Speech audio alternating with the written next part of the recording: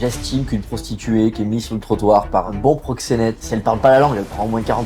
Et si elle est un peu du métier, elle prend 60%. Mais elle a la sécurité, les médicaments, on lui paye les capotes, le lubrifiant, les tests VIH. Et le mec, un jour, s'il paye pas, il y a 2 mecs qui arrivent, qui le prennent par les bras et lui font cracher le double. Mais toi, quand t'es entrepreneur et qu'on ne te paye pas, tu vas pleurer au tribunal de commerce, tu gagnes, et à la fin, t'as rien. Prends les années 80 par exemple, Reagan, Thatcher, Mitterrand.